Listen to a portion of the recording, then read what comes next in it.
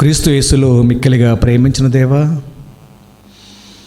మమ్మ కన్న తండ్రి, మీ పవిత్రమైన పరిశుద్ధమైన నామానికి స్తుతి స్తోత్రాలు చెల్లిస్తున్నాం. తప్పిపోయిన కుమారుడు తిరిగి వచ్చిన రీతిగా లోకంలో పాపము చేతను అపరాధము చేతను పడి చెడిపోయి దూరమైపోయినప్పుడు మీ యొద్దకు చేర్చుకునే మార్గాన్ని నీ కుమారుడు యేసుక్రీస్తు ద్వారా మాకు అనుగ్రహించారు. ఆ మార్గాన్ని పరిశీలిస్తున్నాం. నాయనా, దాచబడిన ధనము దొరకాలి అంటే దాన్ని జాగ్రత్తతో వెతికి ప్రయాణించాలి. పరలోకం చేరాలి అంటే తండ్రి, నీ కుమారుడు యేసుక్రీస్తు మాకు ఇచ్చిన అడుగుజాడలో వెతికి అందులో ప్రయాణం చేయగలట్టుకు మాకు సహాయం చేయండి. కొద్ది నిమిషాలు మాతో ఉండమని వేడుకుంటూ యేసుక్రీస్తు పేరటి ప్రార్థన అడుగుచున్నాం మా పరలోకపు తండ్రి, ఆమేన్. బాప్తిస్మం గురించిన పాఠాన్ని మళ్ళీ మనం నేర్చుకుంటున్నాం. టైటిల్ చెప్పండి. సెకండ్, ఎవరు ప్రారంభించరి అనేది రెండో ప్రశ్నగా మనం ఆలోచిస్తున్నాం. మీకు తెలిసినటువంటి, మీరు విన్నటువంటి, లేక మీరు అనుకున్నటువంటి సంగతి ఏదైనా ఉంటే చెప్పండి. బాప్తిస్మము ఎవరి నుండి, ఎక్కడి నుండి కలిగింది? ఎక్కడి నుండి కలిగింది? ఎవరి నుండి కలిగింది? ఎవరి నుండి కలిగింది? ఎక్కడి నుండి కలిగింది? రైట్.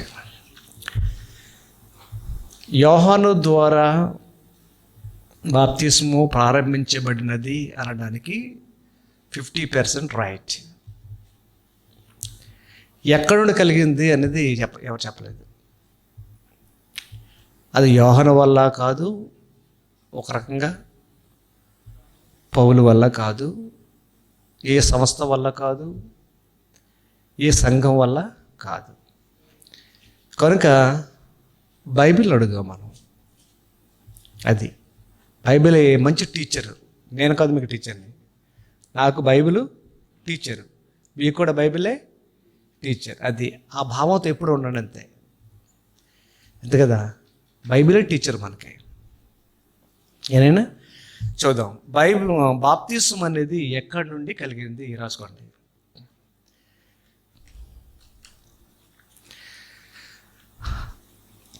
IT better. బాప్తిస్మం అనేది ఎక్కడి నుండి కలిగినది అని ఆలోచిస్తే, అని బైబిల్ను ఆలోచిస్తే అని రాసుకోవాలి మీరు.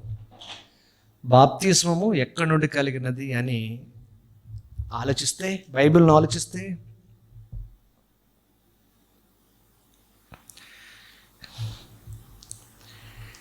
ఈ బాప్తిస్మము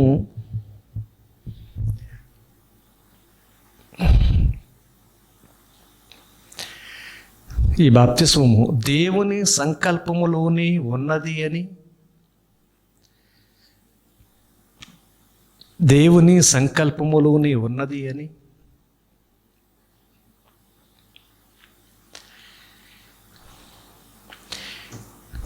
ఏనైనా ఉన్నది అని గత పాఠములలో తెలుసుకున్నాము.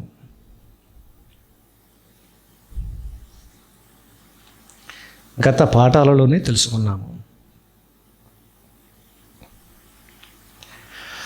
ప్రవక్తల గ్రంథాలలో,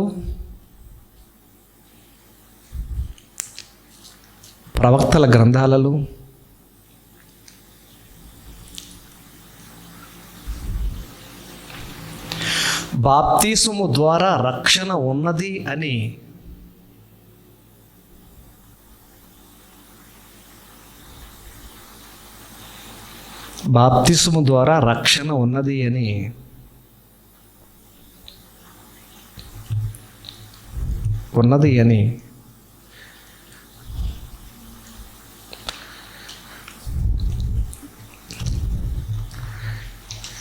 సూచనలు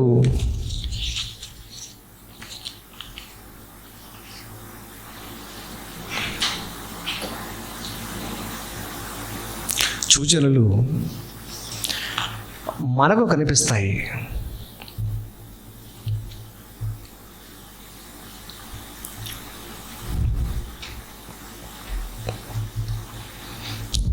అవి మనం ఇప్పుడు చూద్దాం.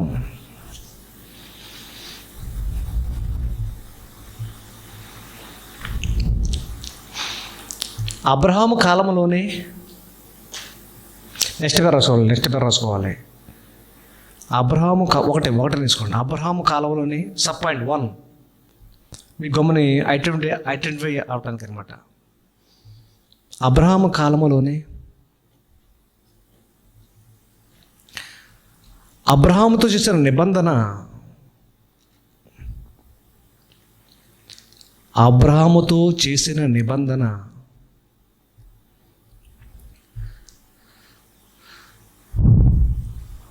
ఏమండి? సున్నతి నిబంధన.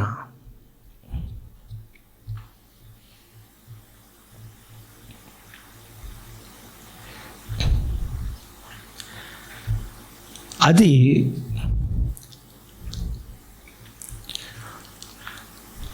క్రీస్తులో చేసిన నిబంధన. క్రీస్తులో చేసిన నిబంధన బాప్తిస్మము.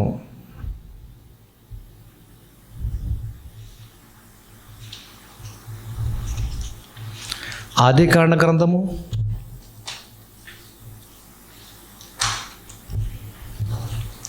17వ అధ్యాయము. బాగా వినాలి మీరే. ఆదికాండ గ్రంథము 17వ అధ్యాయము. ఏనైనా ఆదికాండ గ్రంథము 17వ అధ్యాయము 10వ వచనాన్ని అందరూ మనసు పెట్టి చూడండి. ఆదికాండ గ్రంథము 17వ అధ్యాయము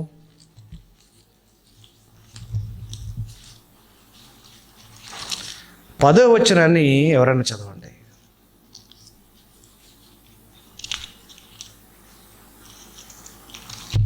ఏమండి?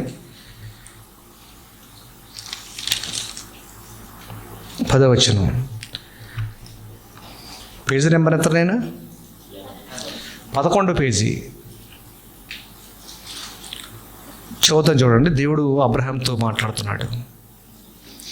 నాకును నీకును, అబ్రహాం నాకు నీకు, నీ తర్వాత నీ సంతతికి, అంటే ఇశ్రాయేలీయులకి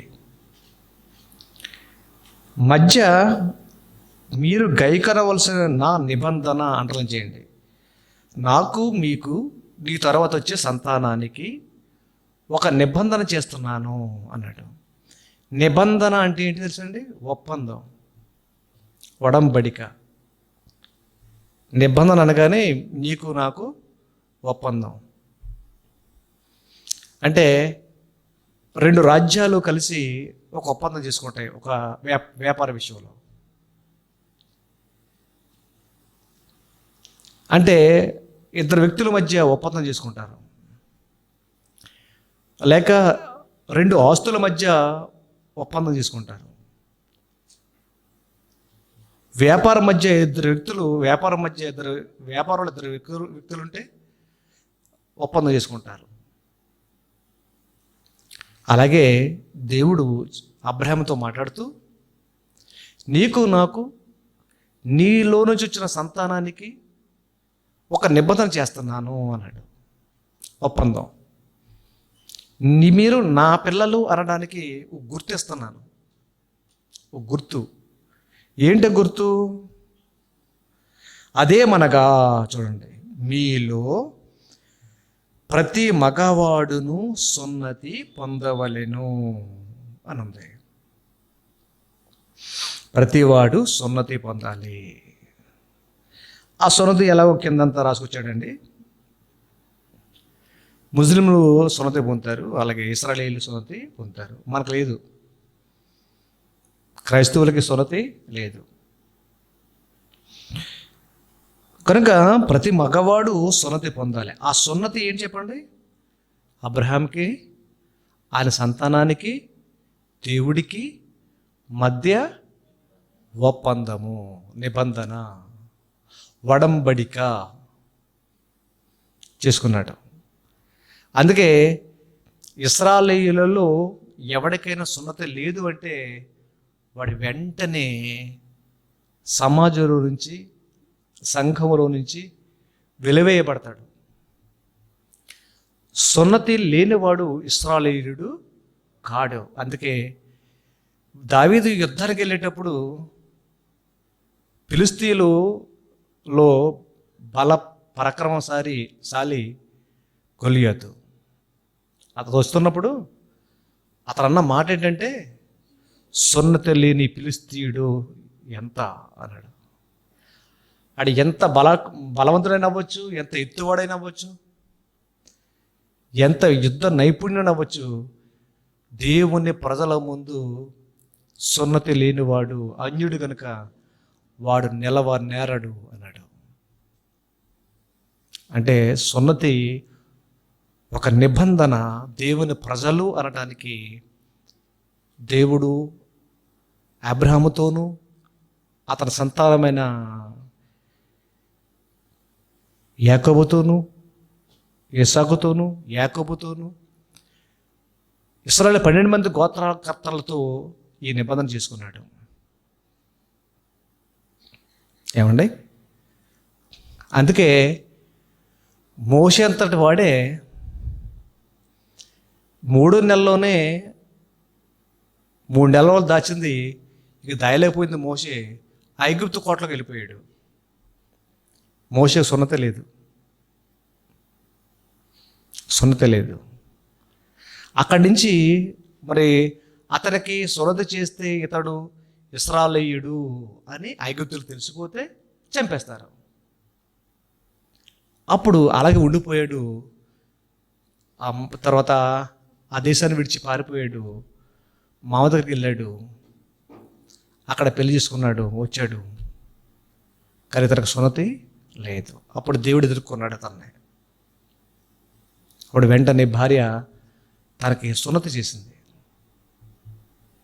అబ్రహాంకి. ఏమండి? కాబట్టి సున్నతి చాలా ప్రాముఖ్యమైనది. అది నిర్గమ కాండలో ఉంటుంది. ఇది అంటే దేవుని ప్రజలు అనే పిలవబడాలి అంటే ఏముండాలి చెప్పండి? అతను సున్నతి ఉండాలి. రైట్. 23వ వచనం.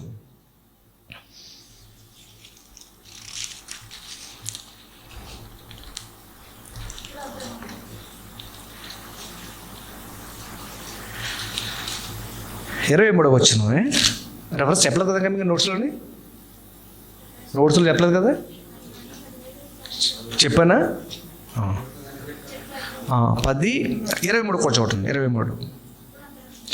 అప్పుడు అబ్రహాము తన కుమారుడైన ఇస్మాయేలును, తన ఇంట పుట్టిన వారందరినీ, తన వెండితో కొనబడిన దాసులు అనమాట, వీళ్ళు కొనబడిన వారందరినీ, అబ్రహాము ఇంటి మనుషులలో ప్రతి వారిని పట్టుకొని దేవుడు తనతో చెప్పిన ప్రకారము ఆ దినమందే వారి గోప్యంగా చర్మమును సున్నతి చేసెను. అప్పుడు అబ్రహాము గోప్యంగా చర్మమును సున్నతి చేయబడినప్పుడు అతడు 99 అండ్ 99 సంవత్సరాల తర్వాత సున్నతి పొందాడండి అబ్రహాం. ఇంటి వారందరికీ సున్నతి అక్కడి నుంచి ఆరంభమైంది. సున్నతి ఆ సంతానం అక్కడి నుంచి ఆరంభమైంది.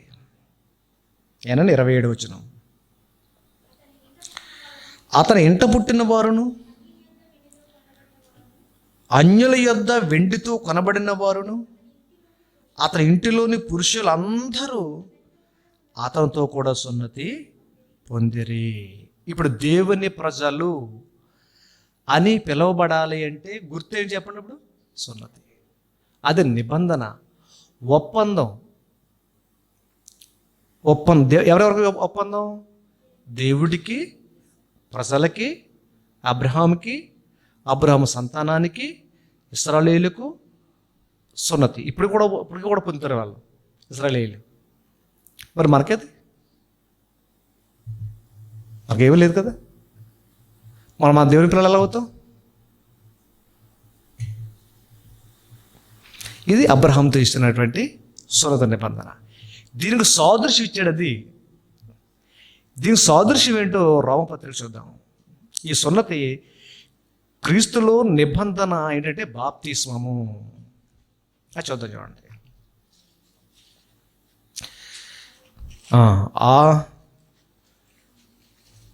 రోమపత్రిక 2వ అధ్యాయం 25వ వచనాన్ని మీరు చూడాలి. రోమపత్రిక 2వ అధ్యాయం 25. రోమపత్రిక 2వ అధ్యాయము 25వ వచనాన్ని మీరు మనసు పెట్టండి. నీవు ధర్మశాస్త్రమును అనుసరించి ప్రవర్తించేవాడవైతివా? సున్నతి ప్రయోజనకరమగును కానీ ధర్మశాస్త్రమును అతిక్రమించేవాడవైతివా? నీ సున్నతి కాకపోవను. ధర్మశాస్త్ర ప్రకారంగా ఉంటే ధర్మశాస్త్రం ఏం చెప్పింది? సున్నతి చేస్తే మంచిదే, దాన్ని అనుసరించకపోతే అది వ్యర్థమే అన్నట్టు. 28. బాహ్యమునకు యూదుడైన వాడు ఎవరితో? బాహ్యమునకు అంటే ఏంటి? బాహ్యమునకు బయట అంటే సున్నతి చేయబట్టం. అది శరీర సంబంధమైన సున్నతి. ఏనైనా వాక్యమునకు యూదులైన వాడు నైనా మగవాళ్ళు ఆ సున్నతి గురించి మీరు ఎవరైనా తెలుసునుంటే మగవాళ్ళు డిస్కస్ చేసుకోండి. ఇంకా ఆడపిల్లలు ఉన్నారు కాబట్టి నేను చెప్పట్లేదు దాని గురించి. ఓకే. బాహ్యమునకు యూదుడైన వాడు యూదుడు కాడు. శరీరమందు బాహ్యమైన సున్నతి కాదు కానీ అయితే అంతరంగమందు యూదుడైన వాడే యూదుడు. ఏనైనా 29. మరియు సున్నతి హృదయ సంబంధమైనదై ఆత్మయందు జరిగేది అన్నాడు. సున్నతి క్రైస్తవులకు ఎక్కడ జరుగుతుంది అంటండి? ఆత్మయందు, హృదయములు జరుగుతుంది. యూదుడికి ఎక్కడ జరుగుతుంది? శరీరమందు జరుగుతుంది. శరీరమందు జరిగేది, ఆత్మయందు జరిగేది. అబ్రహాముకి చేసిన ఆ సున్నత నిబంధన దేనికి సంబంధించింది? శరీరం సంబంధించింది. ఆ శరీరం సంబంధించిన ఆ సున్నతి చేయబడితేనే అతడు ఇశ్రాయేలీయుడు, దేవుని కుమారుడు, దేవుని ప్రజలు అవుతారు, లేకపోతే అన్యుడే. ఇప్పుడు బాహ్యమునకు అది ఇది ఆత్మయందు జరుగుతుంది. ఏది? సున్నతి. అదే ఇప్పుడు చూడండి, సున్నతి హృదయ సంబంధమైనదై ఆత్మయందు జరిగేదే బాప్తిస్మము. చూసారండి, అక్షరము వలన కలిగినది కాదుది. అట్టి వాటికి మెప్పు మనుషుల వల్ల కలగదు, దేవుని వల్లే కలుగుతుంది. నేను సున్నతి పొందిన వాడిని అని అర్థం ఏంటంటే, బాప్తిజం తీసుకున్నప్పుడు నీ హృదయములో పశ్చాత్తాపం కలుగుతుంది. నీ హృదయంలో నీ ఆత్మకు పరిశుద్ధాత్మని వరం వేస్తాడు, ముద్ర వేస్తాడు. అక్కడ ఆ హృదయములో మరి అన్ని తలంపులు తీసివేయబడతాయి. కాబట్టి అబ్రహాము సున్నతి యేసు ప్రభువు ఎలా చూపించాడు? ఆత్మయందు జరిగేది. ఇది బాప్తిస్మం అనే సున్నతి, అది శరీరమందు సున్నతి. రాసుకోండి. మరలా రోమపత్రిక 4వ అధ్యాయం కూడా చూద్దాం.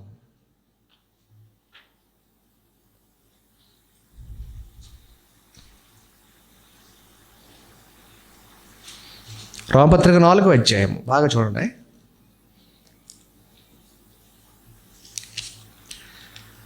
11వ వచనాన్ని చూడండి. ఇప్పుడు 11వ వచనం అంత బాగా అంటర్లో వేసుకోండి, బైబిల్ అంటర్లో వేసుకోండి. మరియు సున్నతి లేని వారైనను, వీళ్ళెవరు? అన్యజనులు. మనము సున్నతి లేని వారైనను నమ్మిన వారందరికీ అతడి తండ్రి ఎగుటకు ఎవరు? అబ్రహాము. ఇందాక సున్నతి ఉన్నవారికి తండ్రి అయిన ఆదికాండంలోని, ఇక్కడ సున్నతి లేని వారు కూడా తండ్రి అవుతున్నాడు. ఎలాగవుతున్నాడు చూడండి. నమ్మటం వల్ల, అది నమ్మకం వల్ల అబ్రహాం మనకు తండ్రి అయ్యాడు.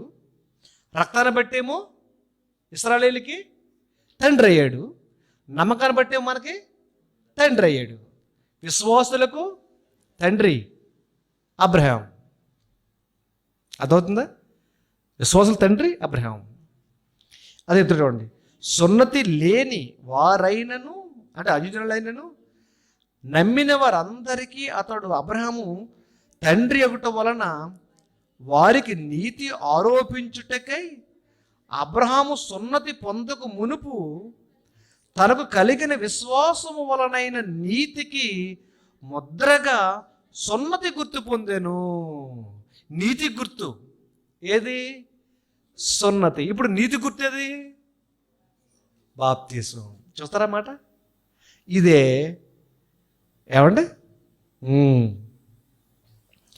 నీతి గుర్తు. ఎంత బాగుందండి! నీతికి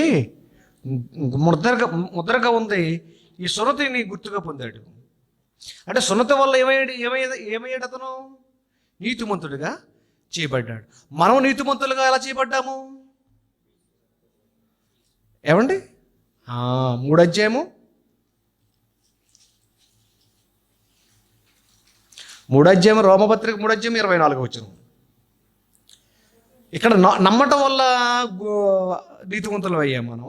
ఇక్కడ చూడండి, కాబట్టి నమ్మువారు ఆయన కృపచేతనే క్రీస్తు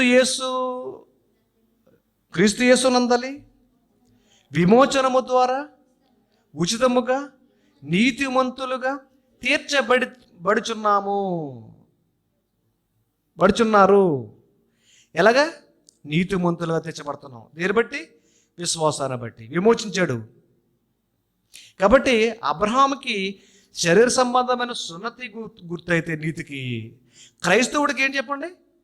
యేసుక్రీస్తులో బాప్తిసం. బాగా చెప్పావు. బాప్తిసం ఇప్పుడు ఎలా ఉంది చెప్పండి?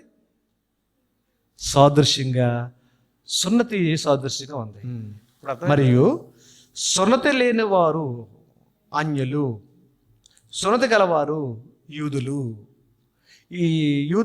ఈ సున్నతి అబ్రహాము ద్వారా ఆరంభమైంది. ఓకేనా? నమ్మిన వారందరికీ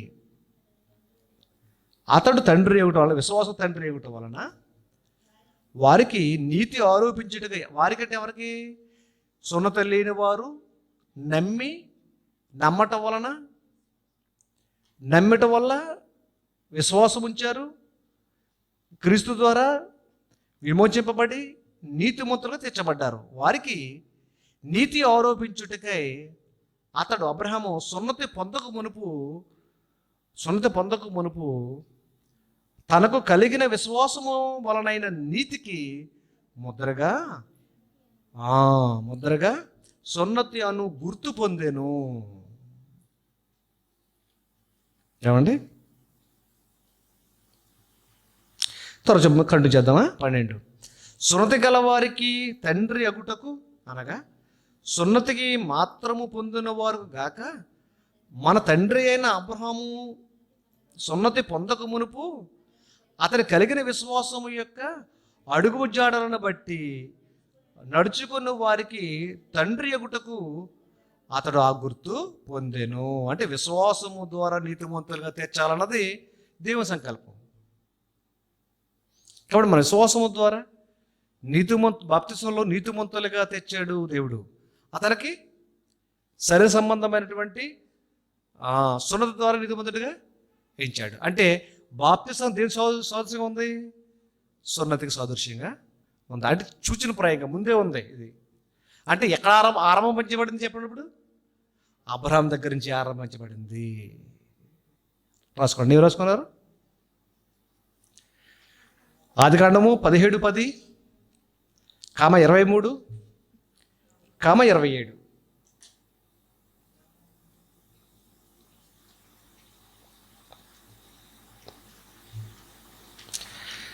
ఈ వచనాలలో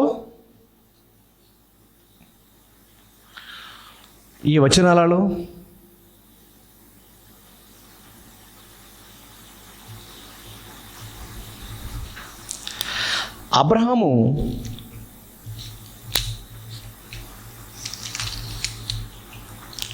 అబ్రహాముకు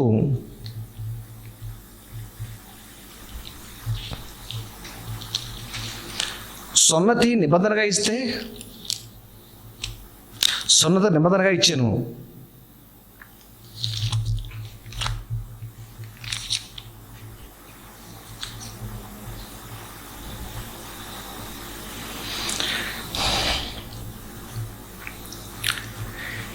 ఈ వచనములను ఆలోచిస్తే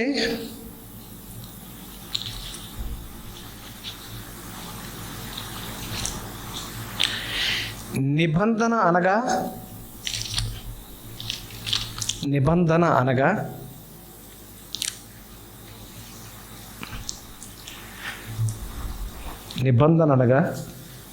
ఒడంబడిక.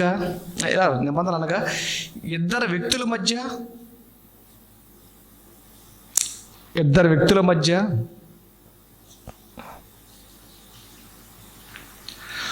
ఒడంబడిక లేక ఒప్పందమును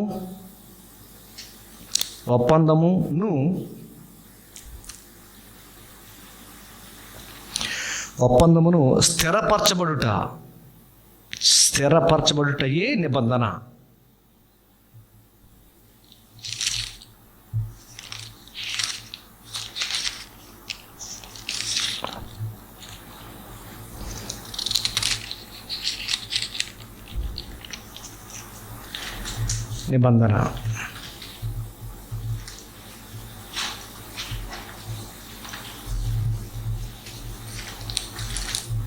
ఏమండి? యెహెజ్కేలు 44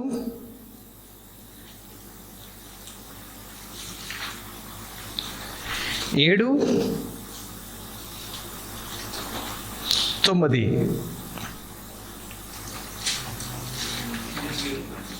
యెహెజ్కేలు 44 7వ వచనము 9వ వచనము ఆలోచిస్తే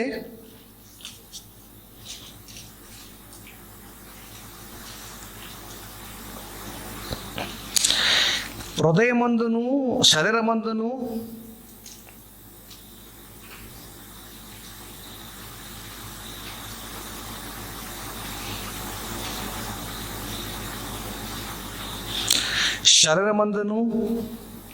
హృదయమందును శరీరమందును సున్నతి లేని అన్యజనులు అని రాయబడిన.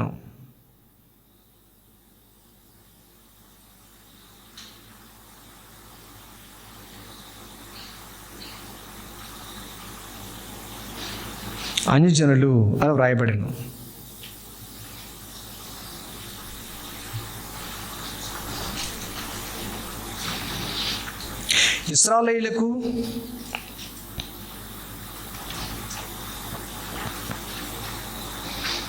ఇశ్రాయేలీయులకు శరీరమందు సున్నతి ఎంత అవసరమో, ఇశ్రాయేలీయులకు శరీరమందు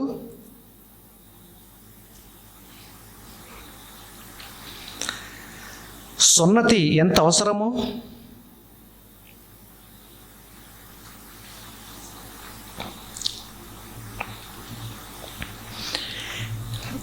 క్రైస్తవులకు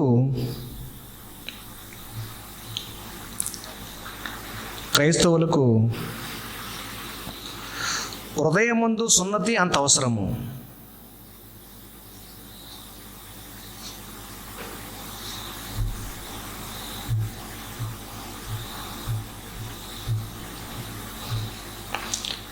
ఒకసారి చదవండి తీసి.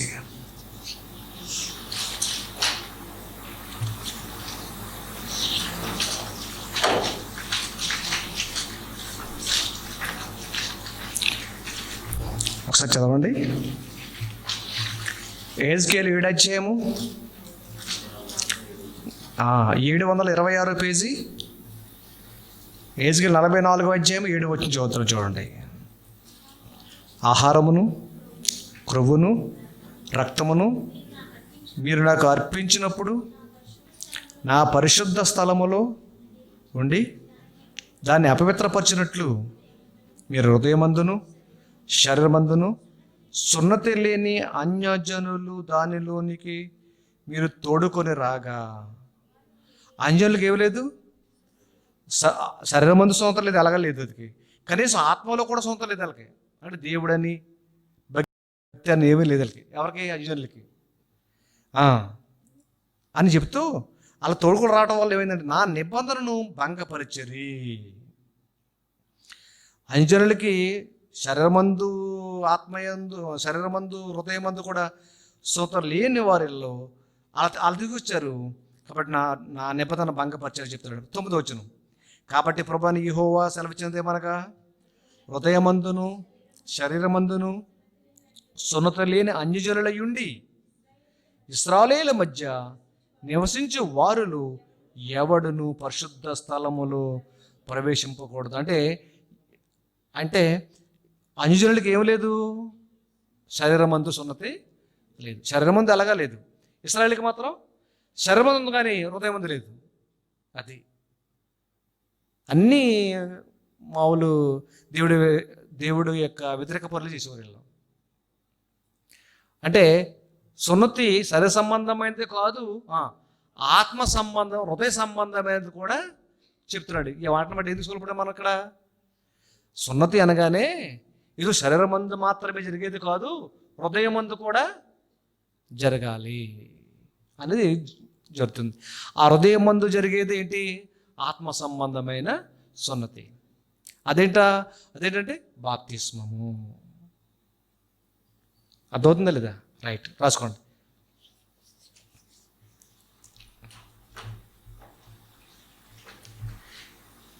పై సందర్భాలను బట్టి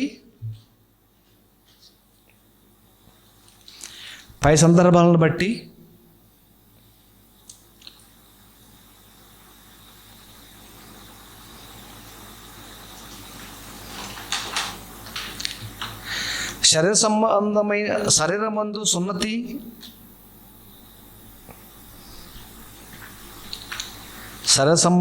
శరీరమందు సున్నతి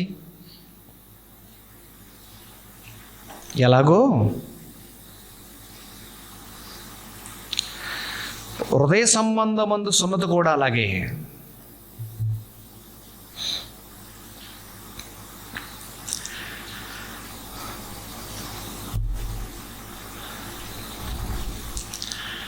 అది కొత్త నిబంధనలో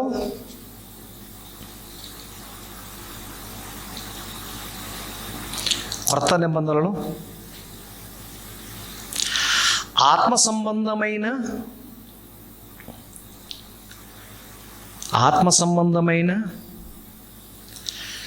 సున్నతి,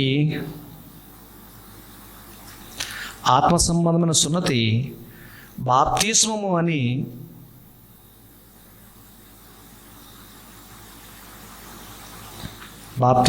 అని రోమా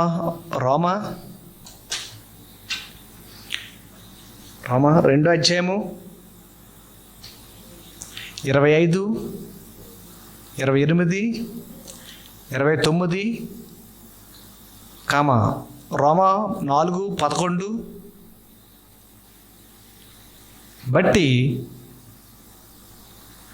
గ్రహించగలము. ఇంకా ముందుకెళ్ళి ఆలోచిస్తే 1 కొరింథీ 7:19, 1 కొరింథీ 7:19,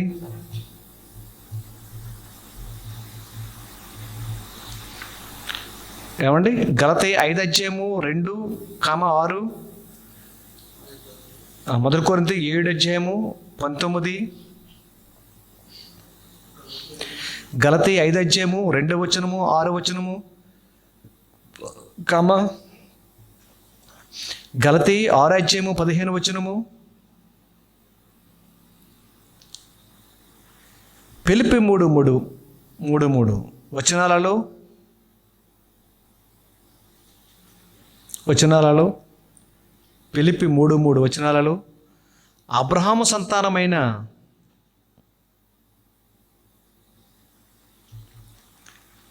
సంతానమైన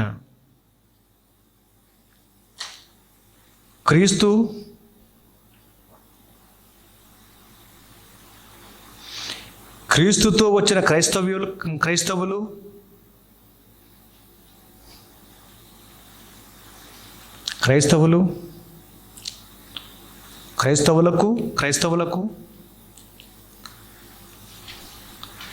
హృదయమందు జరిగినదే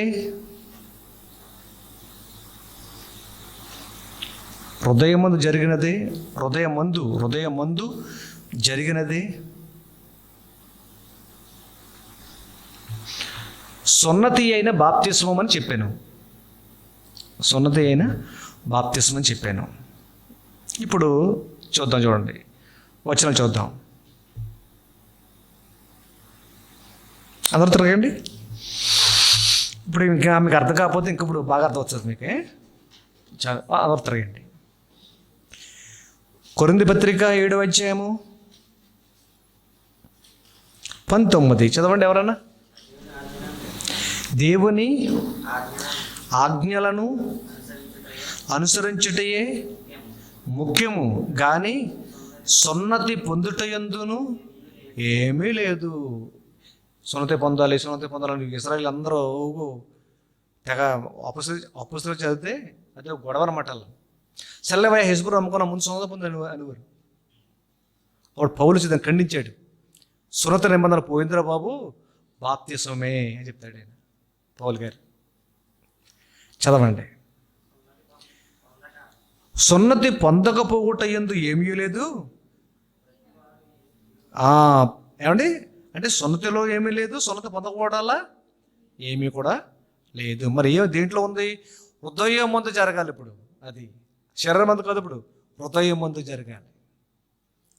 సరే, మీరందరూ ఇప్పుడు హృదయం సంబంధమైనటువంటి ఒక ఇన్స్పిరేషన్ కలిగి ఉన్నారు. ఇప్పుడు మీరు అది అక్కడ జరుగుతుంది, లోపల జరుగుతుంది. ఇప్పుడు మీకు అది మనసులో పెట్టుకోండి. గలతీ పత్రిక 5వ అధ్యాయం 2వ వచనం. గలతీ పత్రిక 5వ అధ్యాయము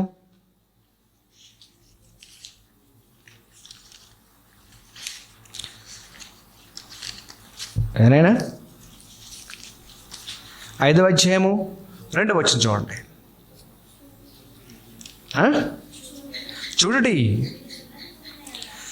చూడండి ఇశ్రాయేలులారా, చూడండి.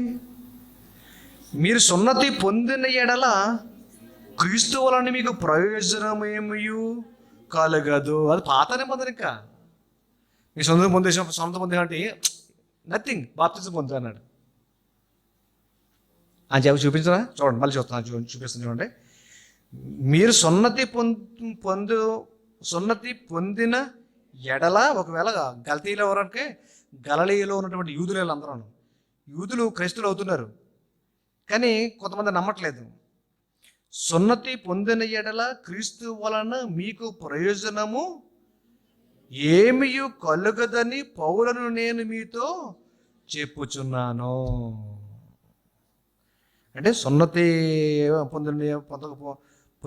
పొందటం వల్ల ఏమీ ప్రయోజనము లేదు. మరి ఏం చేయాలి? రక్షణ పొందాలి. రక్షణ ఎందులో ఉంది? బాప్తిసంలో ఉంది. చూపించిన ఇది చేతితో పట్టుకోండి. సున్నతి కాదు, ముందు బాప్తిసమే సున్నతి అనడానికి 10వ అధ్యాయము రోమపత్రిక 10వ అధ్యాయము. రోమపత్రిక రాసుకోండి, నోట్స్లో కూడా రాసుకోండి. ఈ రెఫరెన్స్ మళ్ళీ రావు. రోమపత్రిక 10వ అధ్యాయం. గలతీ పత్రిక మూసేయకండి.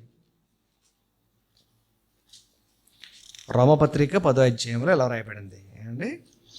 1వ వచనం.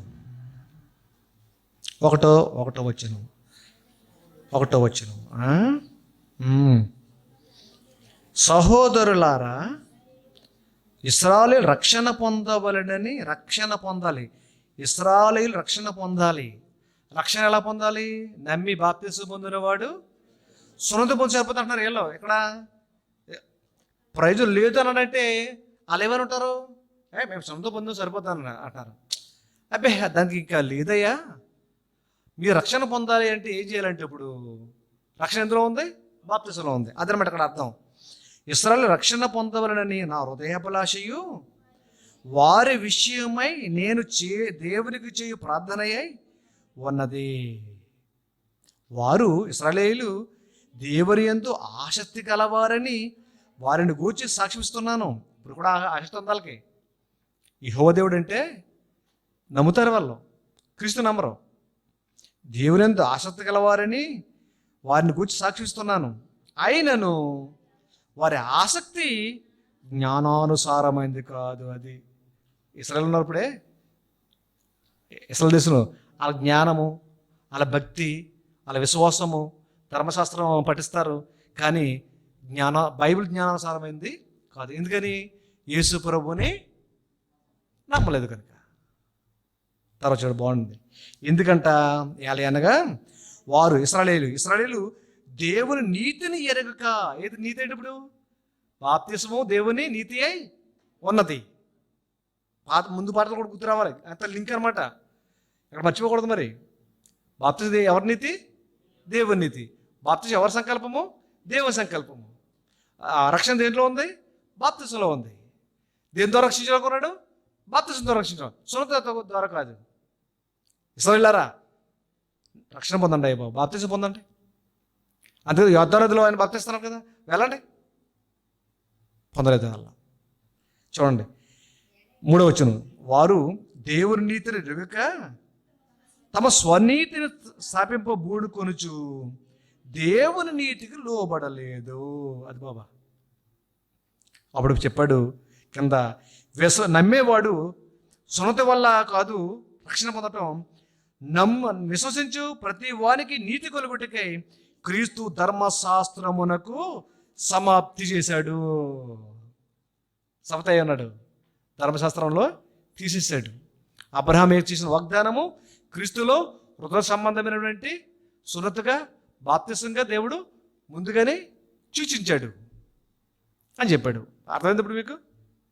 రైట్. 2వ పాయింట్ రాసుకోండి. 2 రాసుకోండి. 2 పాయింట్, 2వ సబ్ టైటిల్.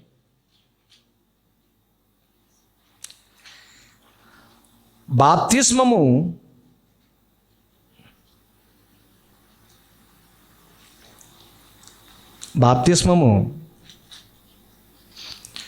నోవాహు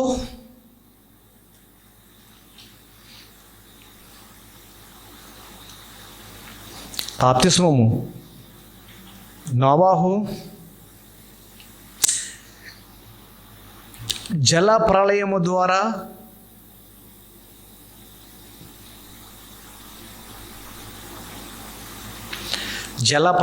ద్వారా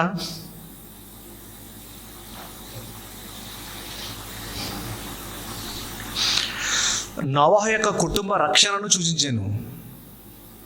నోవాహు కుటుంబ రక్షణను సూచించాను.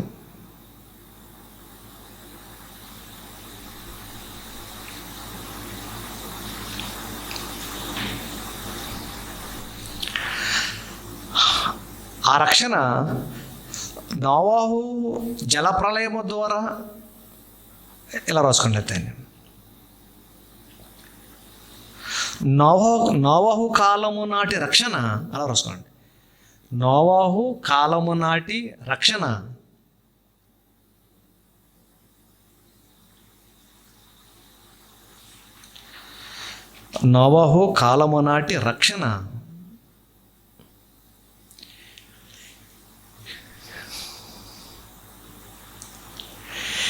క్రీస్తు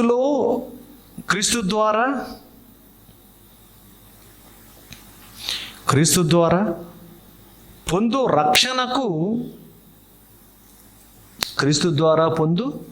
రక్షణకు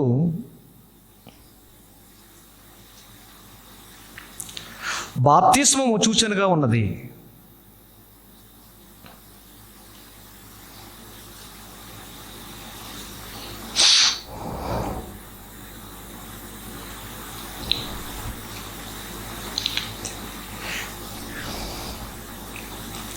చరిత్ర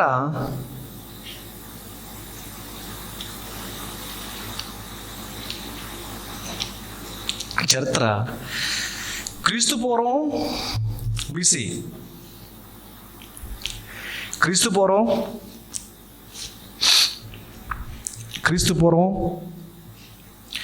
3000 సంవత్సరముల చరిత్రను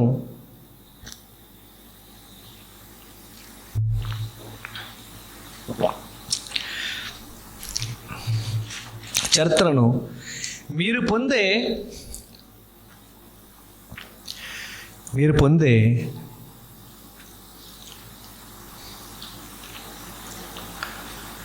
బాప్తిస్మనకు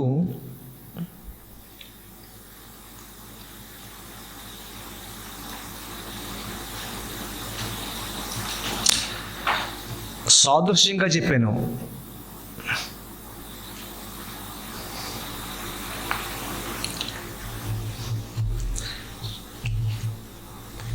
ఆదికాండము రాసుకోండి, 7వ అధ్యాయము. ఆదికాండము 7వ అధ్యాయము 1:7:16:18. మరలా 8వ అధ్యాయము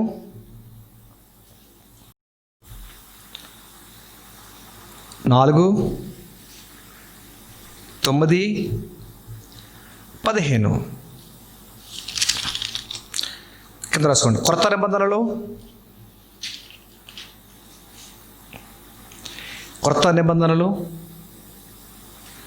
1 పేతురు 19-21. 3వ అధ్యాయము 19-21. ఇప్పుడు చదవండి, బైబిల్ తీయండి. 7వ అధ్యాయము 1వ వచనం. జాగ్రత్త చూడాలి, చదువుకుందాం. యెహోవా ఉండండి, తెస్తున్నారు. ఏనా తీసారా? యెహోవా, ఈ తరము వారిలో నీవే నా ఎదుట నీతిమంతుడివై ఉండుట చూచితని గనుక నీవును నీ ఇంటి వారును ఓడలోకి ప్రవేశించండి, రక్షణ కొరకు ఓడలోకి వెళ్ళండి అని చెప్పాడు 1వ వచనంలో. 7వ వచనం చూడండి.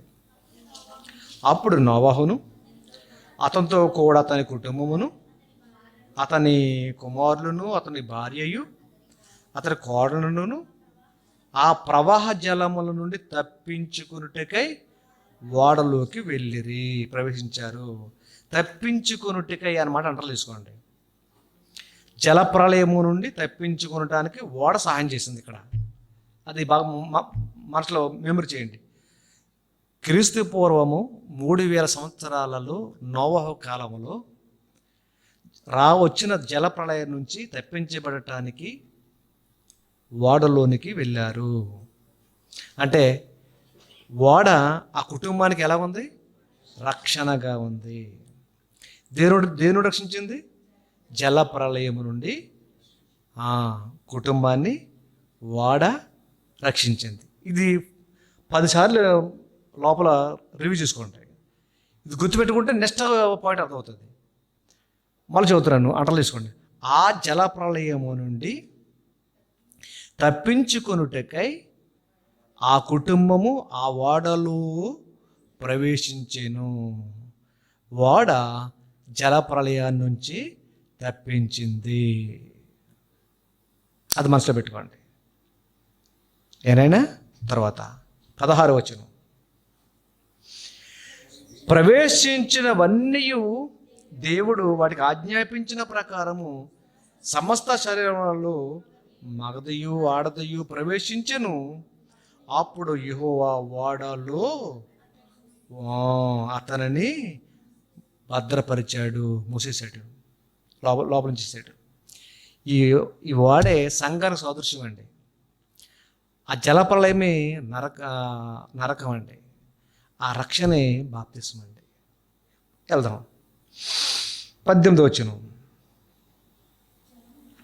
జలములు భూమి మీద ప్రచండముగా ప్రబలి మిక్కిలి విస్తరించినప్పుడు ఓడ నీళ్ళ మీద నడిచెను. ఏమండి? అప్పుడు మొత్తం అంతా నాశనం అయిపోయింది. 8వ అధ్యాయంకి వెళ్దాం. అందరూ పోయారు. చూడండి 4వ వచనం, 8వ అధ్యాయం 4వ వచనం. 7వ నెల 17వ దినమున వాడ అర్రాతు కొండ మీద నిలిచాను. అక్కడ నిలబడింది. 9వ వచనం. నీళ్లు భూమి అంతటా మీద ఉన్నందున తన అరకాలు నిలుపుటకు దానికి స్థలము దొరకలేదు కనుక ఓడలో ఉన్న అతని యొద్దకు తిరిగి వచ్చి అప్పుడు అతను చీచాచి దాన్ని పట్టుకొని ఓడలోనికి తీసుకొని వచ్చాడు. పౌరం అది. నేనైనా 15వ వచనం. నీళ్ళు ఇంకా ఇంకలేదు. 15. అప్పుడు దేవుడు నీవును నీతో కూడా నీ భార్యయు నీ కుమారుడును నీ కోడలను వాళ్ళలో నుండి బయటికి రప్పించాడు. లోపల వెళ్ళాడు, మూసేశాడు, మళ్ళీ బయటికి రప్పించాడు. బాగుంది కదండి? దీన్ని ఈ చరిత్రను గుర్తులు పెట్టుకొని ఇప్పుడు మొదటి పేతురు రాసిన పత్రిక తిరగండి. మైండ్ ఇంకా మీకు అర్థమైతే ఎలాగైపోతుందో చూడండి. ఇప్పుడే ఏంటి బాప్తీసం ఎంత గొప్పదా అనిపిస్తుంది చూడండి. ఇప్పుడు మీకు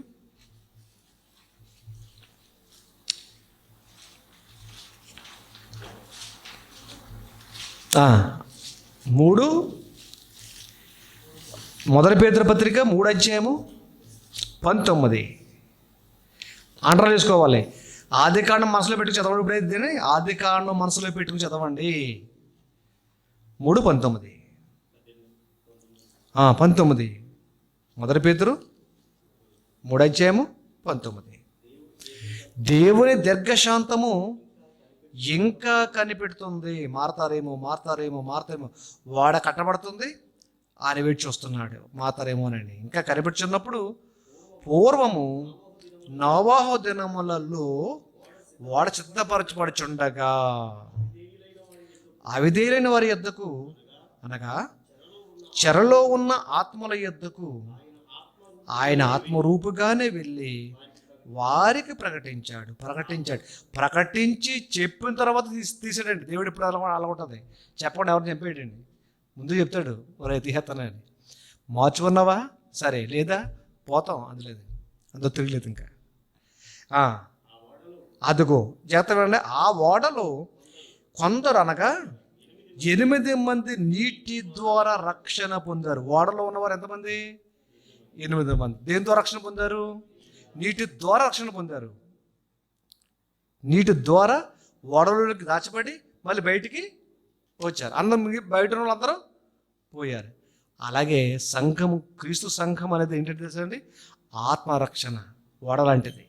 అందులో ఉన్నప్పుడు మన క్షేమంగా ఉంటాము, లోకంలో ఉన్నప్పుడు కొట్టుకుపోతాం. బాప్తిజం ద్వారా ప్రవేశించాలి సంఘంలోనికి. నెక్స్ట్ చెప్పొస్తుంది రక్షణ పొందిరి.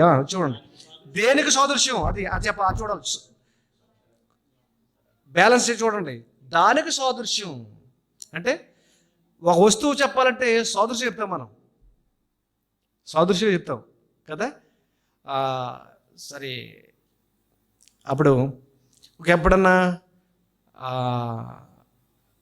మా అమ్మాయికి ఎక్కువగా బట్టలు కొనడానికి అమ్మాయి రాదు, కానీ నేను వెళ్తాను.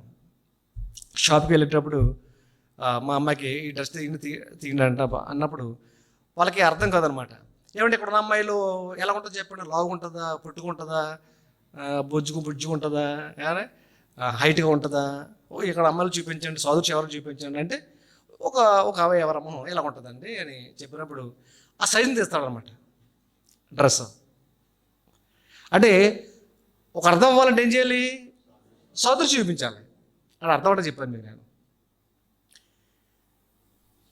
అలాగే మీరు పొందిన బాప్తిస్మలో రక్షణ ఉన్నది,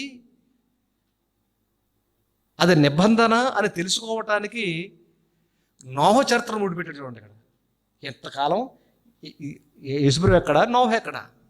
ఆ చరిత్ర ఏంటి, బాప్తిస్మ చరిత్ర ఏంటి చూడండి. ఇప్పుడు దానికి సాదృశ్యమైన బాప్తిస్మము ఇప్పుడు మిమ్మును రక్షిస్తుంది అని చూడండి. అంటే బాప్తిస్మం ఏమని చెప్పండి. ఇప్పుడు రక్షణ ఉంది. ఎవరు చెప్పారండి? ఎవరు చెప్పారండి? ఏంటి బాప్తిస్మలో రక్షణ ఉందని జరిగిపోయి చరిత్ర రుజువు చూపించాలని నీకు రుజువు చూపించాలని చాలామంది నమ్మట్లేదు. ఇప్పుడు పొందవై బాప్తిస్మం పొందంటే చూద్దాంలండి అంటున్నాడు. ఏమండి, అదిగో నీకు చరిత్ర చూపించాడు. నిజం అది. ఓడలకు వెళ్ళిన వారు మాత్రమే జలప్రలయం నుంచి తప్పించబడ్డారు, రక్షించబడ్డారు. ఇదిగో వస్తున్నది అగ్ని ప్రళయం, నరకం, అగ్నిగుండం. ఈ అగ్నిగుండం తప్పించబడాలంటే నువ్వేం చేయాలి? ఇప్పుడు బాప్తిస్మం పొంది. బాప్తిస్మంలో ఏముంది ఇప్పుడు? అది చూడండి, చదవండి. దానికి సాదృశ్యమైన బాప్తిస్మము ఇప్పుడు నిన్ను రక్షిస్తుంది. అదేంటంటే రోగాలు పోతాయని కాదు, అక్కడ శరీర మాలిన్యత లేక శరీర అవసరత తీసివేయట కాదు. అది ఏంటి? రోగం పోతేనండి బాప్తిస్మం తీసుకుంటారండి. ఎవరికి కావాలి ఇంక రోగం? ఆయన కావాలా? ఇల్లు కట్టుకుంటే బాప్తిస్మం తీసుకుంటారండి. పెళ్ళి అయిపోయిన తర్వాత అంటే అప్పుడు బాప్తిస్మం తీసుకుంటారండి. అడ్డు ఈ శరీర సంబంధమైనవి అవసరాలన్నీ బాప్తిస్మం ముడిపెడుతున్నామేంటి? అది ఆత్మరక్షణ. బాప్తిసానికి పెళ్ళికి ముడిపెడుతున్నామేంటి? బాప్తిసానికి ఆరోగ్యాన్ని ముడిపెడుతున్నామేంటి? బాప్తిసానికి అవసరం ముడిపెడుతున్నామేంటి? అవసరతలు తప్పు కదా ఏమేనండి? ఎలాంటి శరీర సంబంధమైన కోరికలతో ఎవరు బాప్తి తీసుకున్నా అది తప్పండి. బైబిల్ యాక్సెప్ట్ చేయదు. చెప్తాను ఎందుకు తీసుకోవాలని పాట ఉంది కదా. మళ్ళీ బాప్తి ఎందుకు తీసుకో దాంట్లో వస్తుంది మళ్ళీ ఈ పాయింట్. మిస్ అవ్వకండి. అందుకే నన్ను ఈ పాఠాలు ఒకరోజు మిస్ అయ్యారంటే నెక్స్ట్ రోజు మీకు అర్థం కాదు. దానికి నాకు ఈ మాట చదివిన తర్వాత అండి ఈ కంపారిజన్ నోహవాడకని బాప్తిస్మకి ఏంటి సంబంధం? మనం ఏం చేస్తామంటే రెండు కలపం. మనం అదే ఇదే అంటాం. మనం రెండు కలిపిన తర్వాత ఒళ్ళు జల్లుమని పొందండి. అరే ఒకనాడు నోవాహు తప్పించబడ్డాడంటే ఈ బాప్తిస్మలో నేను కూడా బతికిపోతాననిపించిందండి. ఎంత భరోసా అండి, ఎంత భరోసా అంటే ఏంటి? అసలు డౌట్ లేదు. ఇంకా నా బాప్తిస్మలో నేను బతికిపోయాను, బాప్తిస్మలో నేను పరలోకానికి వెళ్ళటానికి మార్గంలో ఉన్నాను. చూసారండి ఎంత బాగుందో ఈ విషయాలన్నీ. మీకు ఎవరు ఎప్పుడైనా ఇవన్నీ బాప్తిస్మం తీసుకోక ముందు తెలుసుకోవాలండి. అప్పుడు విశ్వాసం తర్వాత మారు మనసు తర్వాత ఒప్పుకున్న తర్వాత అప్పుడు బాప్తిస్మం. ఇవన్నీ తెలుసుకున్న తర్వాత తీసుకునేది బాప్తిస్మం. చూసారండి, దానికి సాదృశ్యమైన బాప్తిస్మం ఇప్పుడు మిమ్మల్ని రక్షిస్తుంది. అదేంటో తెలుసా? శరీర మాలిని తీసివేయటం కాదు, కానీ ఆత్మకున్న పాపాన్ని తీసివేయటది. రోగాలు పోతాయని కాదు, మీ అప్పులు తీరిపోతాయని కాదు బాప్తిస్మం తీసుకుంటే, సంఘంలో చేరతామని కాదు బాప్తిస్మం తీసుకుంటే, సమాధిలో చోరు దొరుకుతుందని కాదు. షిటులో నేను విన్నానండి, స్వయంగా విన్నానండి. ఏమండి, సంఘంలో బాప్తిస్మం తీసుకుంటే సంఘంలోకి వెళ్ళమండి. సంఘంలోకి వెళ్తున్న తర్వాత సమాధులు చూడుంటుందండి. ఎవరికి పెడతారు మమ్మల్ని? కాబట్టి సంఘం మోసుకుపోద్దండి, పర్లేదు, లేదా ఎక్కడో పడతారు అని సమాధుల్లో చోటు కోసం బాప్తిస్మం పొందిన వాళ్ళు ఉన్నారు తెలుసా మీకు? సిటీల్లోని ఇక్కడ అంతా ఎక్కడ పెట్టగా ఉండదు కదండి. మరి ఏదో చర్చికి ఒక సమాధి దొడ్డు ఉంటుంది. ఇల్లు లేకపోయినా పర్లేదు కానీ బాబా దొడ్డు సరిపోతూ ఉంటాడు. పర్లేదు ఇల్లు దొడ్డి అంతే. సమాధి దొడ్డే ఇల్లు. బతుకుంటే ఇంట్లో ఉంటాడు, చచ్చిపోతే సమాధి దొడ్లో ఉంటాడు, పరలోకం మాత్రం వెళ్ళడం. అందుకు పొందినట్టు బాప్తిస్మం అంటే అవగాహన లేదు. బాప్తిస్మం అంటే ఏంటో ఎంత ప్రణాళిక అండి దేవుడు. అక్కడ ఓడలో ఉన్న రక్షించబడ్డారని నువ్వు నమ్మితే ఈ రోజు నువ్వు తీసుకునే బాప్తిస్మం కూడా నీవు రక్షిస్తుంది. నరకం నుండి, మరణం నుండి, పాతాళం నుండి, పాపము నుండి రక్షించేది శక్తి ఎందులో ఉంది చెప్పండి. ఇప్పుడు బాప్తిస్మం అంత పౌరుషంగా చెప్పాలంటే దీన్ని, ఈ బాప్తిస్మం అంటే ఏంటో పాఠం. ఏమండి, అప్పుడు నిజమే. నేను అక్కడి నుంచి ఎప్పుడైతే బాప్తిస్మం బయటకు వచ్చావో అప్పుడు చాలా ధైర్యం వచ్చేది, చాలా నెమ్మది వచ్చేది, తేలికైపోతాం మనం. ఏమంటే అది శరీరమాన్ని తీసివేటు కాదు కానీ యేసుక్రీస్తు పునరుత్థాన మూలముగా దేవుని విషయము నిర్మలమైన మనసాక్షి ఇచ్చు ప్రత్యుత్తరమే. మనసాక్షి అమ్మాయి అప్పుడు మీ మనసాక్షి మీ మీద సాక్షి వస్తుంది. చెప్పాను కదా మీకు, మొదట చెప్పాను, నేను తీసుకున్న బాప్తీసం రైట్ కాదు, రాజ్యసభ్యుడిని కాదు, నేను రాజ్యం నాకు తెలియదు, రాజ్యం బయట ఉన్న వాడి దగ్గర తీసుకున్నాను, త్రోవ ప్రక్కన ఉన్న వాడి దగ్గర తీసుకున్నాను, నేను సంఘంలోకి నేను చేరలేదు, పక్కనే ఉన్నాను ఇంకా నేను అని. ఇదిగో మీ మనస్సాక్షి బాప్తీసం అయిన తర్వాత మీకు సాక్షి ఇస్తే సిద్ధపడటానికి మనసు పెట్టండి. నా మాట కాదు, బైబిల్ మాట. పోదు కదండి. ఇప్పుడు రెండో సోదరు చెప్పండి. అంటే ఇప్పుడు బాప్తీసము ఎవరి వల్ల కలుగుతుందని అర్థమైపోయింది. ఇప్పుడు మనకి ప్రశ్న గుర్తించుకోండి, దేవుడు వల్ల. ఇప్పుడు యోహాను కాడు, పౌలు కాడు, ఇప్పుడు అర్థమైపోతుంది. అప్పటికి వెళ్తాను, ముందు తీసుకెళ్తాను. యోహాను కాడు, వీళ్ళ సాధకాలు అంతే. వీళ్ళెవరు? ఒక సేవకులు. దేన్ని నెరవేర్చడానికి? దేవుడి సంకల్పాన్ని నెరవేర్చడానికి వీళ్ళు పనివాళ్ళు. నేను ఒక పనివాడిని, వాళ్ళకు పనివాళ్ళు.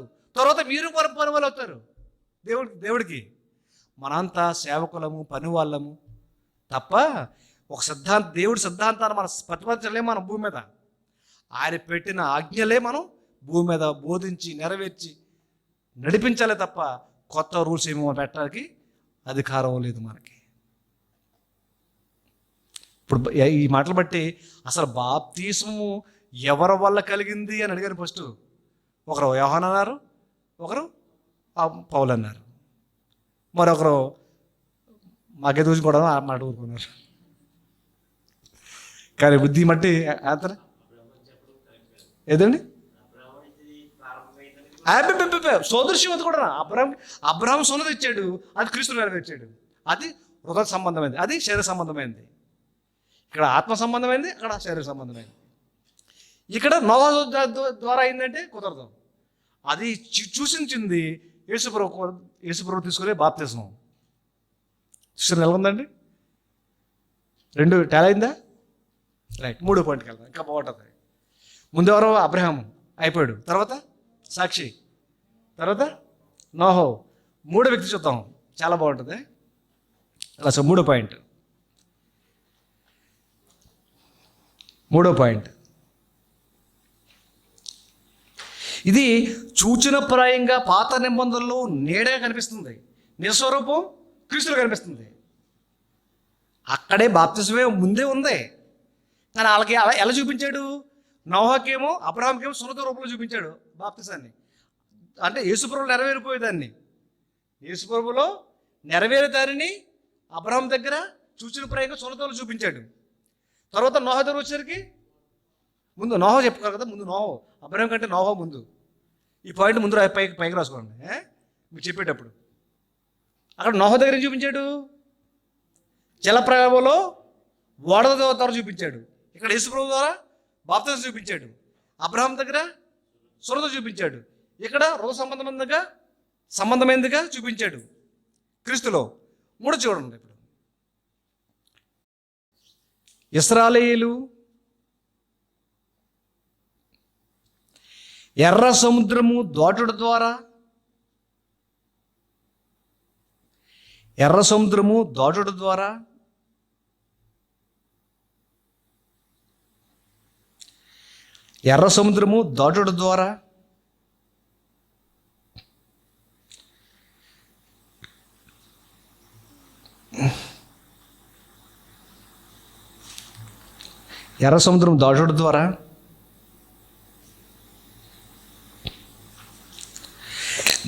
ఇశ్రాయేలు రక్షణ పొందునని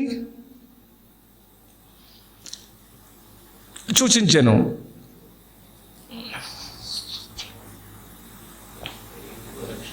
రక్షణ పొందునని సూచించాను.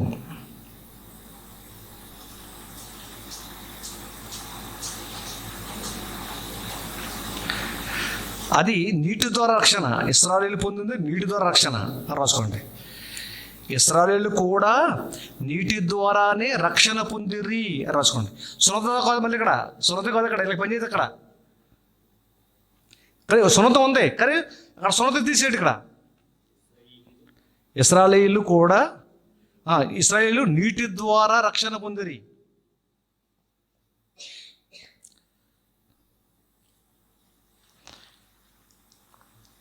సున్నతి ద్వారా కాదు అని చెప్పిన రాయండి.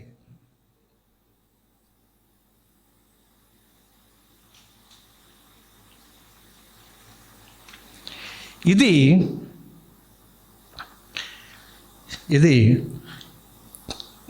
బీసీ 1400 సంవత్సరాల్లోనే చెప్పాను ఈ సంగతి. బీసీ క్రీస్తుపూర్వం 1400లో చెప్పాను. కొంచెం పైకి వెళ్ళండి, 2వ పాయింట్కి వెళ్ళి చిన్న పాయింట్ రాసుకోండి.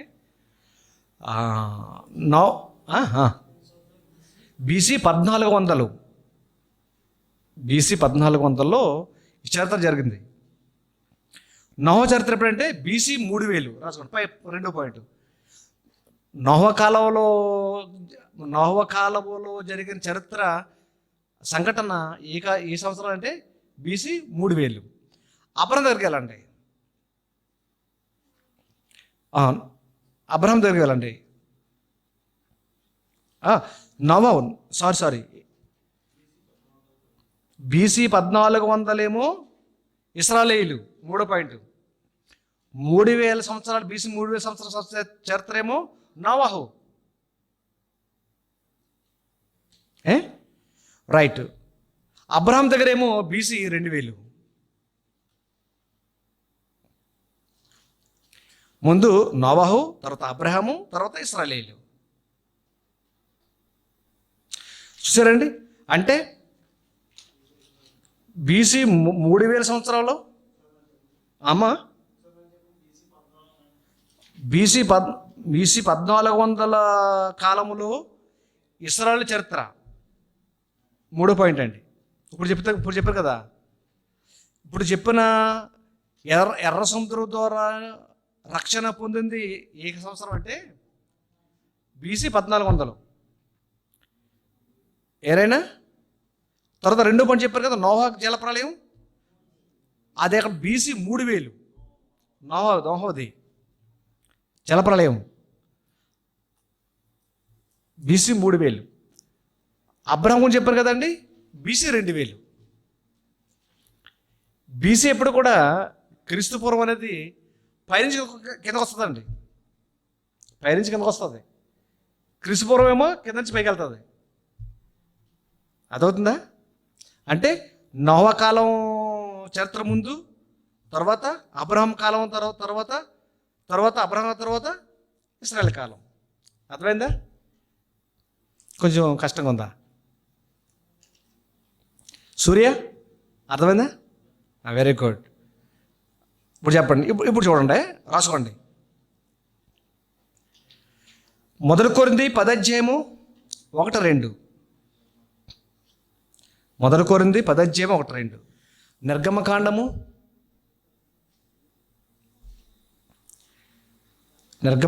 14వ అధ్యాయము 21 నుంచి 23. నిర్గమకాండము 14 అధ్యాయము 21 నుంచి 23.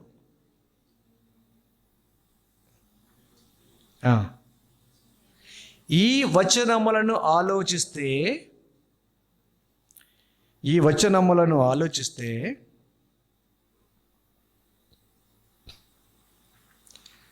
ఇశ్రాయేలు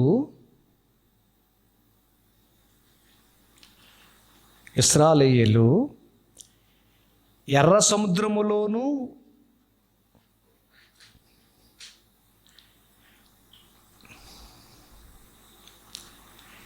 మేఘస్తంభములోను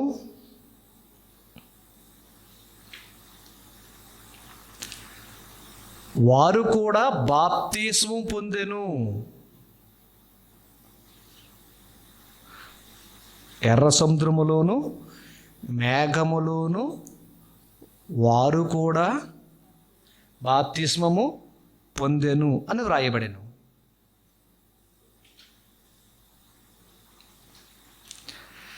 దానికి సాదృశ్యంగా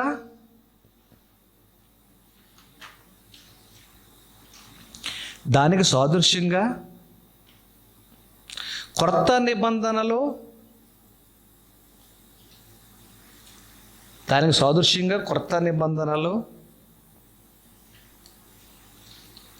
నీటి ద్వారా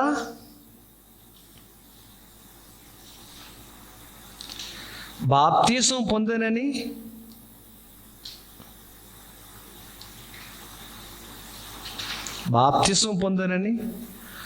అపోస్తలులు చెప్పాను.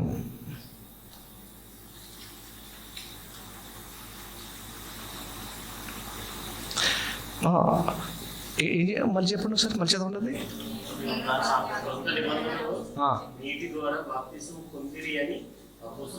నీటి ద్వారా క్రైస్తవులు వరండి. అక్కడ ఇశ్రాయేలీయులు, అక్కడ క్రైస్తవులు బాప్తీసం పొందనని చెప్పాను.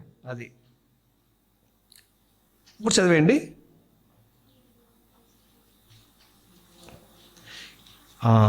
ముందు ఎక్కడ చదువుదామంటే నిర్గమకాండ చదువుదామే. పాదరం చదివితే బాగుంటుంది. చదవండి. నిర్గమకాండము 14:21. ఎర్ర సముద్రం గుర్తు చేసుకోండి ఒకసారి మనసులోని. ఎర్ర సముద్రం. మోషే సముద్రపు వైపు తన చెయ్యి చాపగా యెహోవా ఆ రాత్రంతయు బలమైన తూర్పు గాలి చేత సముద్రమును తొలగించి దానిని ఆరణ్యాలుగా చేశాను. నీళ్లు విభజింపబడగా రెండు పక్కల అయిపోగా ఇశ్రాయేలీయులు సముద్రపు మధ్యను ఆరణ్యాల మీద నడిచిపోయిరి. 23 అయిపోయిందా? 23. ఆ నీళ్లు వారు కుడి ఎడమల ప్రక్కలను వాడి గోడ వలె నిలిచాను. చూడండి, ఇలా గోడ ఉంది, నీళ్లు ఇలా గోడ ఉంది, పైనేమో మేఘస్తంభం. మేఘంలో ఏముంటుంది? నీళ్ళున్నాయి. బాప్తిసం అంటే ఏంటి చెప్పాను? బాప్తిసం ఏమి? ముంచుట. కాబట్టి ఇశ్రాయేలీయులు సముద్రంలో వెళ్ళిపోతున్నారు.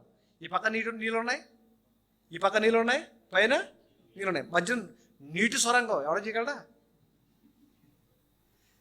ఈ శాస్త్రం ఇంజనీర్ కడతా చెప్పండి. ఏ ఇంజనీరు? నీటిలో సొరంగం. అది గోడ కట్టాడు బాబది. ఆ రేకులతోనూ సిమెంట్తోనూ ఎలా కట్టుకొచ్చాడు. ఏమీ లేకుండా కట్టమను.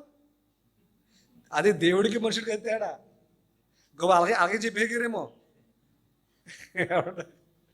దుబాయ్లో కట్టారండి సొరంగం అంటే ఆ మనుషుడు కదా. రేగ మొక్క కట్టి రేగ మొక్క సిమెంట్ మొక్క కట్టాడు. మళ్ళీ బోట్లు ఎక్కడ దిగిపోతున్నాయి?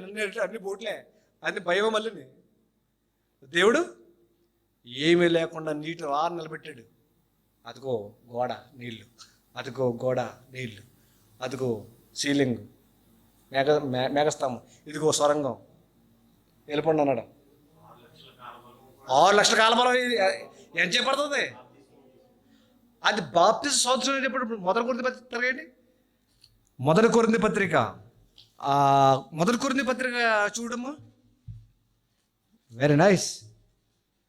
ఇప్పుడు మనం మా ఇంట్లోంచి లోకం అంతా తొలగి చేస్తున్నాం. మనం లోకాన్ని, ఈ ఎగ్జామ్ అన్ని మనం తీసేసి బైబిల్ ఎగ్జామ్కి వచ్చేద్దాం. సహోదరులారా, ఈ సంగతి మీకు తెలియకుండా నాకు ఇష్టము లేదు. బాప్తిసం అంటే ఏంటో మీకు తెలియాలి. దాని పూర్వోత్తరాలు. ఈ బాప్తిసం అంటే ఇప్పుడు పుట్టింది కాదు, ముందే దేవుడు ఇదిగో మీరు పొందబోయి బాప్తిసం ముందుగా చూసిన ప్రాయంగా నోహా కాలంలోను, అబ్రహాము కాలంలోను, ఇశ్రాయేల్ కాలంలోను చెప్పుకుంటూనే వచ్చాడు. అది నీడ, ఇది నిజ స్వరూపము. దానికి సాదృశ్యం బాప్తిసం ఇప్పుడు మిమ్మల్ని రక్షిస్తుంది. బాప్తిసములో రక్షణ ఉంది. చూడండి, అదేమనగా మన పితరులు అందరూ మేఘము కింద ఉన్నారు. వారందరూ సముద్రములో నడిచిపోయిరి. అందరూ అంటే మోషేను బట్టి మేఘములోను సముద్రములోను సున్నతి పొందడం ఉందా? బాప్తీసం తీసుకొచ్చాడు. చూసారండి ఎంత ఎంత చరిత్ర, ఎంత చరిత్ర ఏనా? అలా ఎవరికారు బాప్తీసం అంటే ఎవరు అసలు దాని మీద అవగాహన ఉందండి?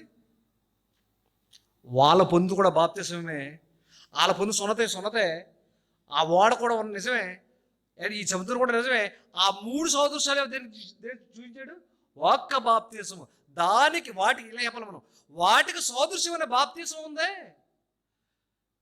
ఆ బాప్తీసము ద్వారా రక్షణ పొందుతున్నారు అన్నాడు.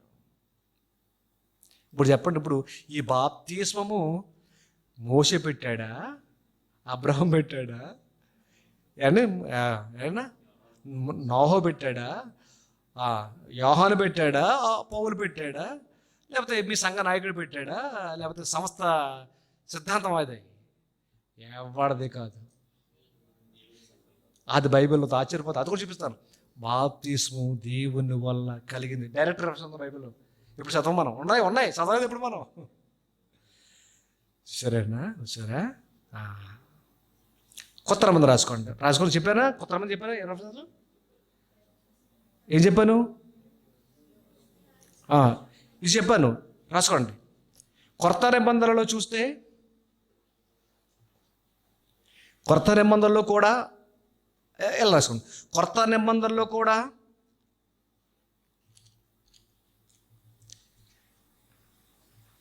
క్రైస్తవులు ఎలా కనకూడదు, మనుషులు నీటి ద్వారా బాప్తిసం పొంది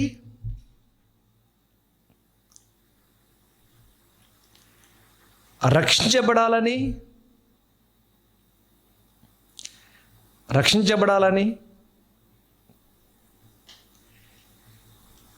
దేవుడు ముందుగానే చెప్పాను.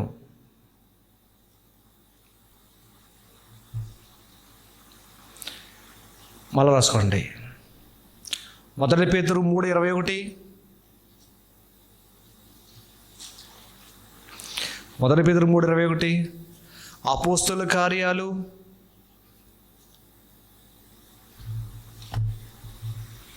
8:38-39, అపోస్తలుల కార్యాలు 8:38-39, యోహాను సువార్త అంటే యోహాను 3:23, యోహాను సువార్త 3 అధ్యాయము 3-5 వచనాలు ఇది చదివేయండి. యోహాను సువార్త చదవండి. యోహాను 3:23, యోహాను 3:23 చదవండి.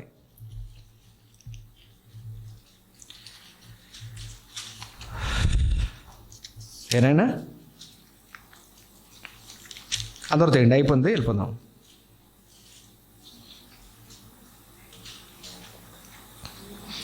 సలీము దగ్గరనున్న ఐనోనను స్థలమున నీళ్ళు విస్తారముగా ఉండెను గనుక యోహాను కూడా అక్కడ బాప్తిస్మము ఇచ్చుచుండెను. జనులు వచ్చి బాప్తిస్మము పొందిరి. అంటే బాప్తిస్మం ఏమన్నా చెప్పండి, విస్తారమైన జలం ఉండాలి, జలం నీళ్ళు ఉండాలి. అంటే ఇప్పుడు నీటి ద్వారానే యోహాను గారు ఏం చేస్తున్నారు, బాప్తిస్తున్నారు. మనసులో పెట్టుకోండి. 3:5 వచనం, 3:5 యేసుట్లా నేను ఒకడు నీటి మూలముగాను ఆత్మ మూలంగాను జన్మిస్తేనే కానీ అతను దేవుని రాజ్యంలోకి వెళ్ళాడు. నీటి మూలం కావాలి. ఇప్పుడు చెప్పండి, ఈ మాటలు బట్టి, ఈ వచనాలను బట్టి బాప్తిస్మము ఎవరి ద్వారా కలిగింది? ఈ ప్రశ్న యేసు ప్రభు వారు భూమి మీదకి వచ్చి ఈ ప్రశ్న ఆనాటి ప్రజలకు వేశాడు. ఒకసారి చూడండి, అక్కడ ఆపేద్దాం పాఠం. మత్తయి సువార్త నోట్స్ అది రాసుకొని కిందకి కొట్టించి రాసుకోండి. యేసుక్రీస్తు నోట్స్ రాసుకోండి. యేసుక్రీస్తు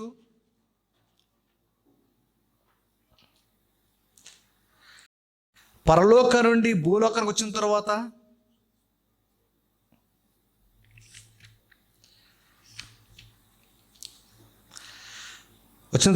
రక్షణకు మూలమైన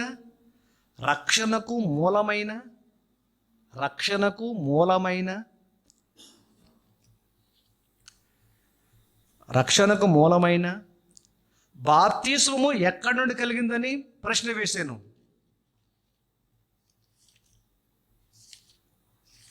మత్తయి 21:25 నోట్స్ మూసేయండి.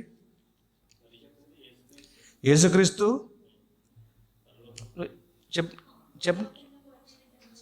భూమి మీదకి వచ్చిన తర్వాత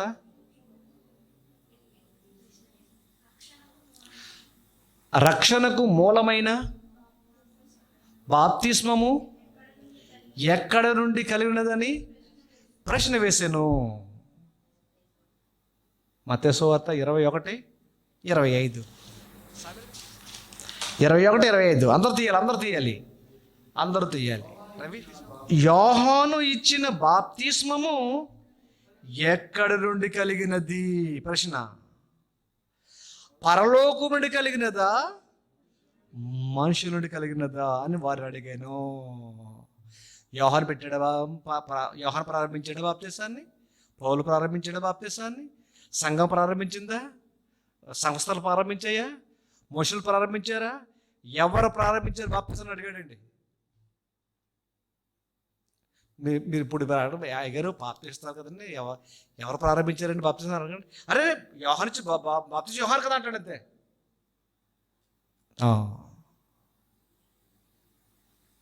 ఎక్కడుండి ఆనడిసిన ప్రశ్న, బాప్తిస్మము ఎక్కడ నుండి? పరలోకం రెండు ఆప్షన్. ఏ పరలోకం, బి మనుషులు. పెట్టండి. సి నాకు తెలీదు, లేదా ఎవరో కాదు, మా పాస్టర్ గారు పెట్టించుకోండి, వదిలిపోద్ది. ఏమండి? ఏ పరలోకం, బి మనుషులు, సి ఇద్దరు కాదు, అది డి నాకు తెలీదు. ఏమైనా రేపు చెప్పుకుందామే. కళ్ళు మూసుకోండి, ప్రార్థన చేసుకుందాం. క్రీస్తు యేసులో మిక్కిలిగా ప్రేమించిన దేవా కన్న తండ్రి, యేసు ప్రభు ఎంత గొప్ప ప్రశ్న వేశారు అంటే బాప్తిసం గురించి దానికి ఎంతో చరిత్ర ఉందని అర్థమవుతుంది తండ్రి. యేసు ప్రభు వారు బాప్తిసం గురించి ప్రశ్న వేశారు అంటే ఎంత చరిత్ర ఉందో ఆశ్చర్యపోతున్నాం. ఈ మనుషులకు దాని మీద సరైన అవగాహన లేదు తండ్రి. సంఘం ఒక సిద్ధాంతము, సంఘం ఒక ఆచారము, బాప్తిసం గురించి పాఠమే లేదు తండ్రి. ఓ ప్రభా, మారు మనసే లేదు నాయన. నీ పిల్లలు నేర్చుకుంటున్నారు నాయన. నా కోరిక, నా హృదయ అభిలాష నీ పిల్లలు నిలబెట్టండి చాలు తండ్రి. ఈ లోకంలో ఆస్తి ఐశ్వర్యాల కంటే, మా ప్రభా దీర్ఘాయువు కంటే, లోక జ్ఞానము కంటే నీ పిల్లలు మీ పక్షంగా బంధం నిలబడి నశించిపోతున్న ప్రజలను రక్షించటంలో నేను మీ సహాయం చేయండి. నీ పిల్లలు మరునేతను తెరవండి. రక్షణకు మూలమైన బాప్తిసం కూర్చిన తండ్రి సంపూర్ణ జ్ఞానాన్ని కలిగి బోధించినట్లు నిలబెట్టి పంపించమని వేడుకుంటూ యేసుక్రీస్తు పేరటి ప్రార్థన అడుగుచున్నాం మా పరలోకపు తండ్రి. ఆమేన్. అందరికీ వందనాలు. Thank you.